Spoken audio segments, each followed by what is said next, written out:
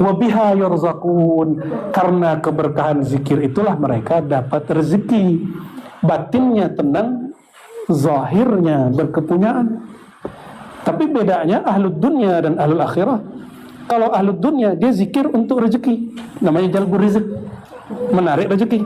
Kalau ahlul akhirah dia berzikir sudah gak kepikiran dunia, di saat itulah dunia mengejar dia.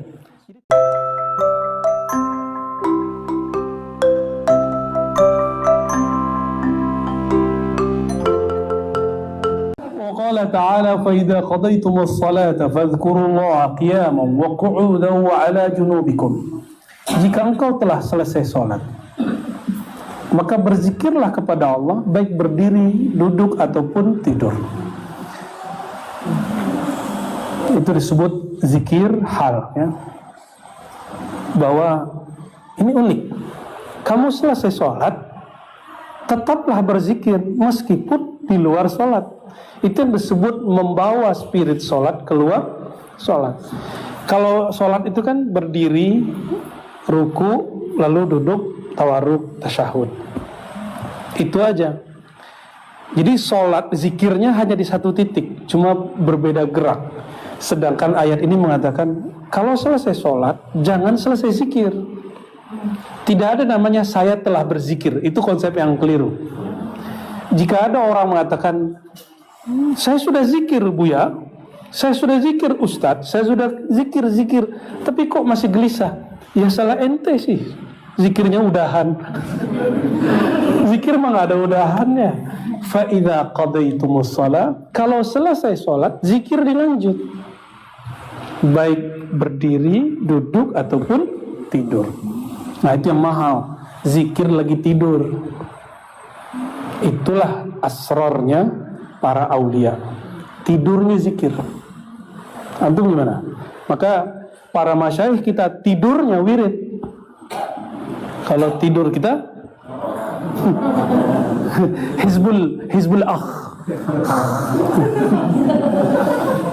Wa qala sallallahu alaihi wasallam dzakirullahu fil ghafilin ka syajaratin khadra fi wasatil hashim. Ini bukan Hashim, ya, Hashim. Diriwayatkan oleh Imam Tabarani dan juga diriwayatkan oleh Imam Abu Nuaim, orang-orang yang berzikir di tengah keramaian yang lalai seperti ada pohon yang subur di tengah pohon-pohon yang kering. Lihat, biasanya yang sering jadi foto-foto itu, foto-foto apa tuh, background, ada pohon, belakangnya padang pasir, ya kan? Kira-kira begitu. Zakirullah fil ghafilin kal hayy binal amwat. Orang-orang yang berzikir seperti orang yang hidup. Sedangkan orang-orang yang lalai seperti orang yang mati. Jadi kalau ada orang mati negatif, itu lalai. Mati positif, itu zikrullah. Mati sebelum mati, ya. Maaf, ini belum punya nikah, ya. Baratri, maaf ya. Dulu punya suami kan, terus meninggal. Cinta suami, apakah tinggal dekat jenazah suami? Tinggal di kuburan suami, gitu nggak? Enggak. Berani nggak lama-lama dekat jenazah? Enggak.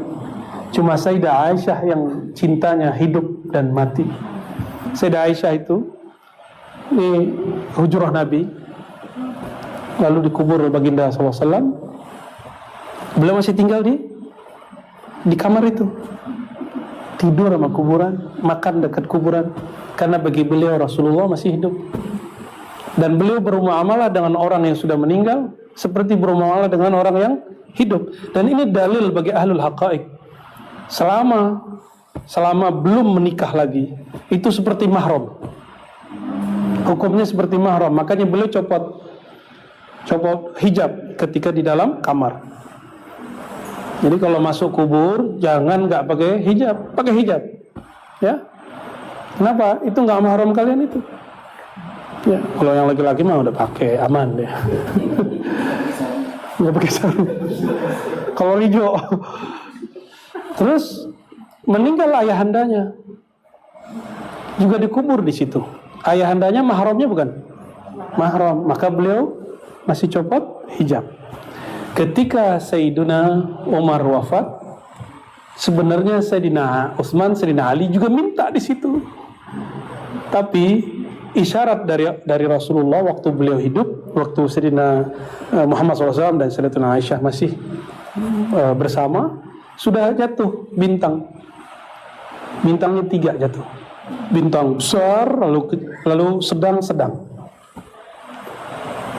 Siapa yang mentakbir? Ayahnya. Nanti akan ada bintang-bintang dunia terkubur di kamarmu. Pertama baginda Rasulullah SAW, yang kedua Sayyidina Abu Bakar, yang ketiga karena bukan mahram dia kembali ke rumahnya Ummu Umman. Itu dalil bahwa bermuamalah dengan orang yang sudah wafat seperti orang yang hidup. Dan beliau tetap menganggap dirinya istri Rasulullah. Hatta al-yaum, sampai sekarang Sayyidah Aisyah itu istri Rasulullah sallallahu alaihi wasallam. Tidak seperti dia katakan Rafidhah. Ya, kecuali pada Syiah yang sudah apa istilahnya? Syiah yang munsif, kan ada Syiah yang sudah munsif, yang sudah sadar lalu tidak menghujat Sayyidah Aisyah. Lucu, mereka menuduh Sayyidah Aisyah pelacur, tapi mereka sendiri mengadakan nikah mut'ah. Lucu.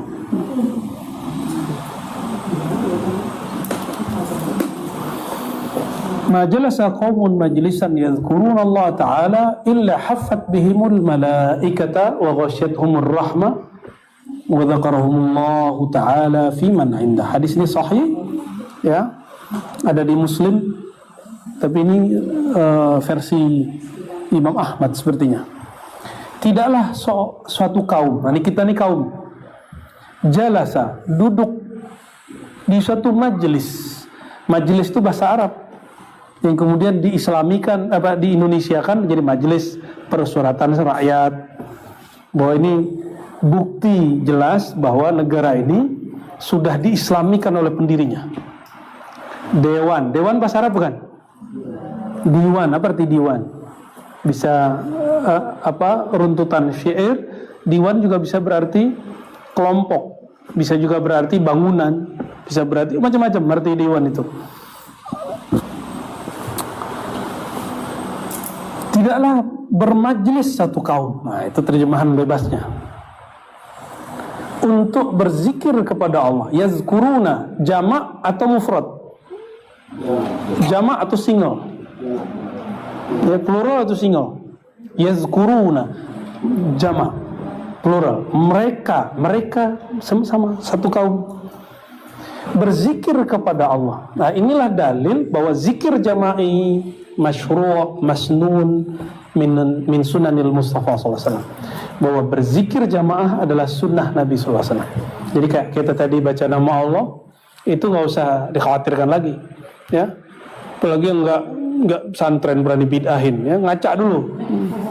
Ini orang pesantren semua di depan saya ini. Mereka nggak ada bid'ahin, ikut-ikut aja malah nikmat ya.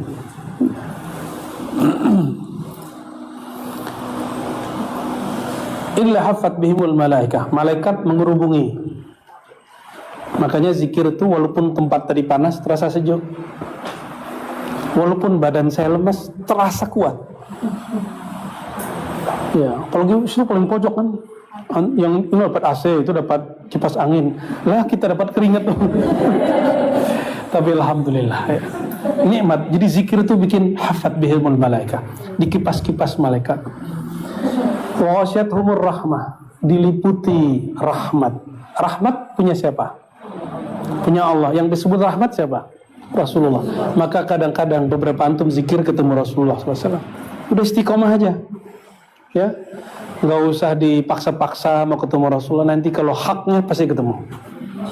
Ghasyiyatuhumur rahmah, aslur rahmah Sayyidina Al-Mustafa sallallahu alaihi wasallam. Pokoknya rahmat itu Nabiuna Muhammad sallallahu alaihi wasallam. Wa dzakarahumullahu fi man 'indah. Jadi artis langit. Orang yang nyebut nama Allah di bumi, Allah akan sebut nama dia di langit. Bahkan tidak hanya di langit, disebut di arsy. Langit itu tempat malaikat, arsy itu tempat nabi dan wali. Di arsy itu banyak bagi-bagiannya, tapi kita bagi 4 aja. Itu banyak. 1 Nabi Muhammad SAW, yang kedua para anbiya, yang ketiga para Nabi Muhammad SAW, para rasul, anbiya, aulia, 4 aja. Nah, nanti yang aulia ini yang bagian banyaknya. Malaikat nggak masuk. Malaikat nggak sampai makomnya makom arsyah. Walaupun disebut malaikat illiyin. Malaikat tertinggi itu hanya yang berkontak ke aras, namanya hamalatul arsy, pemikul arsy. Sayyidina Jibril, dia hanya dengar. Jadi mereka hanya dengar kalam, tapi tidak melihat yang berkalam. Tidak bertemu dengan yang berkalam.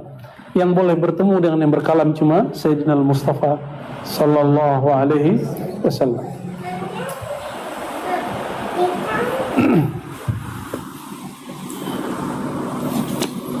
Nah, orang-orang ini jadi artis dari sana. Gimana? Pada pengen terkenal kan di dunia? Itu macam men. Bismillah.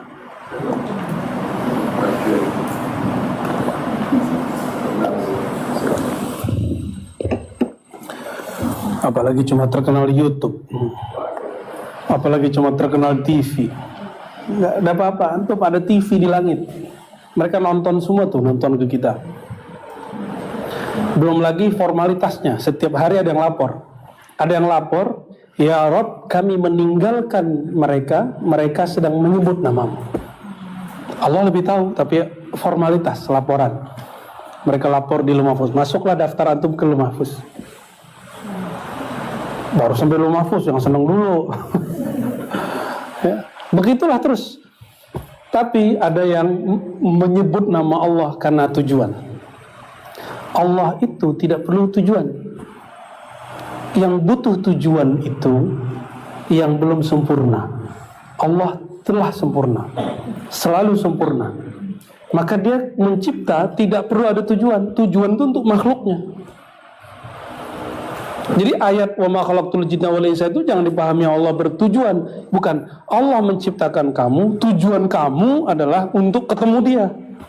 Bukan tujuan Allah. Ini karena gak belajar ilmu akidah, orang-orang kebalik-balik nyebutnya. Tahu tafsir tapi gak tahu akidah, gawat. Maka sebelum mentafsir mesti kuasai ilmu akidah. Jangan kayak yang di provinsi sebelah kita nih, yang mengatakan wa wajadaka dhallan fahada. Allah mendapatimu sesat hai Muhammad. Lalu dia memberimu hidayah. Kata si ustadz nih, Allah itu mendapatkan Nabi Muhammad dulu sesat. Jadi Nabi Muhammad dulu sesat. Kata siapa? Si ustaz. Masya Allah, betul-betul. Ini akibat menafsir. Ini yang disebut oleh Imam Ghazali tadi. Bahaya mentafsir dengan falyatabawwa maq'adahu minan nar. Siap-siap untuk menjadi bahan bakar nanti di neraka. Jangan coba-coba, ya. Saya pun minta ampun kepada Allah apabila mentafsir dengan hawa nafsu. Auzubillah min dzalik. Yang ada, ya kita menggali yang di dalam lagi. Itu aja. Kalau orang nggak terima nggak apa-apa. Kan dulu kita menafsir Qul huwallahu ahad. Ya ada nggak terima ya nggak apa-apa. Kan nggak pasti benar. Yang benar kan Qul huwallahu ahadnya.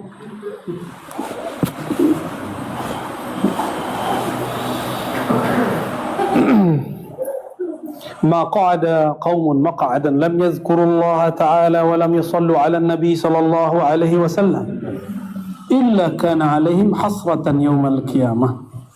Coba tuh hadis-hadis Imam Ghazali itu hafal semua itu. Itu enggak ada beliau satupun yang nyontek, itu hafal semua itu. Terus tiba-tiba ada ustaz sekarang mengatakan Imam Ghazali enggak ahli hadis. Kepalamu berhadas. Tidaklah satu kaum duduk lalu mereka berzikir, tidak berzikir dan tidak bersolawat. Ada dua. Maka taharatul majlis dua, zikrullah dan solawat. Ngumpul-ngumpul mau di kafe, silakan ngumpul di kafe. Antum kan nggak haram tuh duduk-duduk kafe. Ini kan mahasiswa nih senang nongkrong, ya. Oh ya, Bang Dik juga punya goa ya. Goa bid'ah. Cari goanya nggak ketemu, tulisan doang. Goa. Ternyata go tuh Allah, keren tuh Bang Dik ya.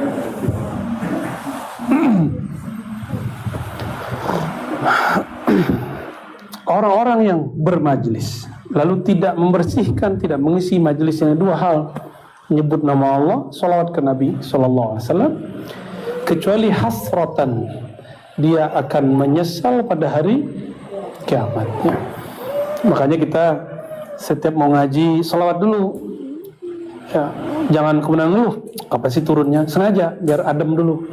Kan dari jalan kan panas tuh, macet, ngebel orang, dibel orang kan kesel tuh. Diademinnya pakai selawat. Itu rahasianya kenapa saya minta teman-teman selawat dulu biar adem ya. Wa qala sallallahu alaihi wasallam afdalu ma qultu ana wan nabiyyun min qabli la ilaha illallah ya. Ini ada di riwayat Imam Abu Nu'aim ya. Yang paling afdol yang dikatakan para nabi oleh para rasul sebelum aku, yaitu la ilaha illallah. Maka ketika Sayyidina Musa minta zikir khas yang diberi Allah, la ilaha illallah. Jadi sekelas Sayyidina Musa zikir khasnya la ilaha illallah. Terus antum mau yang aneh-aneh? Udah hajar aja baca la ilaha illallah. Nanti kalau muncul nama-nama yang unik, nikmati. Itu hadiah dari Allah Subhanahu wa ta'ala ya. Wa qala sallallahu alaihi wasallam man sabbaha Allah dubura kulli salatin 33. Siapa yang bertasbih setelah salat 33. Pakai angka enggak? Bawa dalil pakai angka boleh ini dia. Wa hamidah 33, bertahmid 33 kali. Wa kabbara 33, takbir juga 33 kali. Apakah itu pembatasan? Tidak. 33. Kalau saya nyebutnya 32, bid'ah enggak? Enggak. Kalau 34, enggak juga. Itu cuma contoh. Jadi kalau yang mengatakan bid'ah lebih, saya kurang bisa paham ya. Wa khatamal mi'ah, ini contoh aja. Lalu ditutup yang ke-100, la ilaha illallah wahdahu la syarika lahu lahul mulku wa lahul hamdu yuhyi wa yumiitu wa huwa ala kulli syai'in qadir. Ghufirat dzunubuhu, diampuni dosanya walau kanat misla zabadil bahri, meskipun sebanyak buih di lautan. Pernah ngitung? Saya nggak sempat ngitung gitu ya.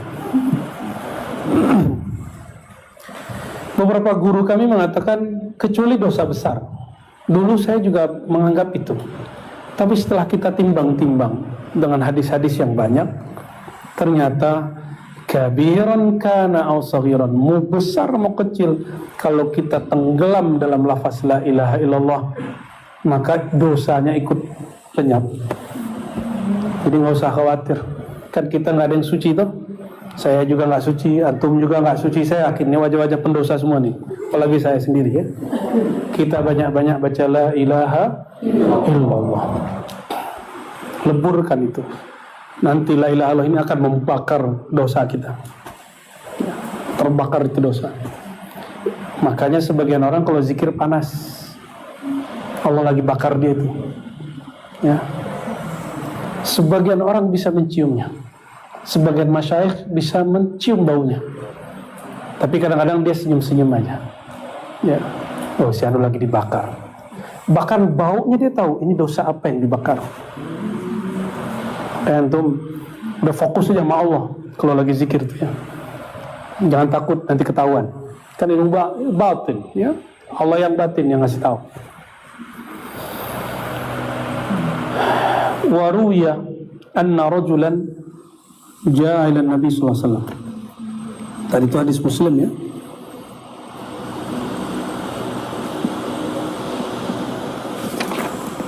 Riwayatnya panjang ya.